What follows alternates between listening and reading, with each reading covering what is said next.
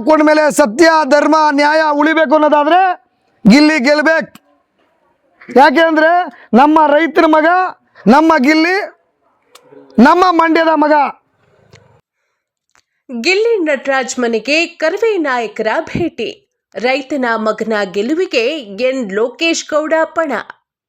Big boss Kannada season 12ರಲ್ಲಿ ತನ್ನದೇ ಆದಂತಹ ಛಾಪು ಮೂಡಿಸಿರುವಂತಹ ಹಳ್ಳಿಯ ಹೈದ ರೈತನ ಮಗ ಗಿಲ್ಲಿ ನಟರಾಜ್ ಅವರ ನಿವಾಸಕ್ಕೆ ಇಂದು ಶಿವರಾಮೇಗೌಡರವರ ಬಡವಾದ ಕರ್ನಾಟಕ ರಕ್ಷಣಾ ವೇದಿಕೆ ಪದಾಧಿಕಾರಿಗಳು ಭೇಟಿ ನೀಡಿ ಭರ್ಜರಿ ಬೆಂಬಲ ಸೂಚಿಸಿದ್ರು. ಕರ್ವೆ ರಾಜ್ಯ ಉಪಾಧ್ಯಕ್ಷರಾದಂಥ ಎನ್ ಲೋಕೇಶ್ ಗೌಡ ಅವರ ನೇತೃತ್ವದಲ್ಲಿ ಸುಮಾರು 50ಕ್ಕೂ ಹೆಚ್ಚು ಪದಾಧಿಕಾರಿಗಳ ತಂಡವು ಗಿಲ್ಲಿ ನಟರಾಜ್ ಅವರ ತಂದೆ ತಾಯಿಯನ್ನ ಭೇಟಿ ಮಾಡಲಾಯಿತು.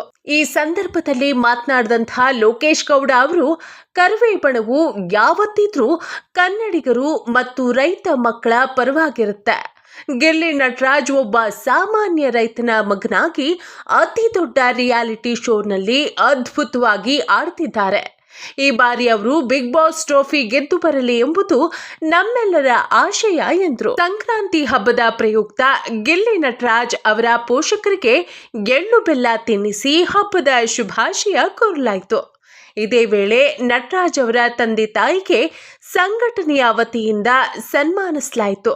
ಕರ್ವೆ ವತಿಯಿಂದ ರಾಜ್ಯಾದ್ಯಂತ ಗಿಲ್ಲಿ ನಟರಾಜ್ ಪರವಾಗಿ ಮತ ಚಲಾಯಿಸುವಂತೆ ಜನರಲ್ಲಿ ಮನವಿ ಮಾಡುವುದಾಗಿ ಮತ್ತು ಅವರನ್ನ ಗೆಲ್ಲಿಸುವ ಪೂರ್ಣ ಭರವಸೆಯನ್ನ ಈ ಸಂದರ್ಭದಲ್ಲಿ ನೀಡಲಾಯಿತು.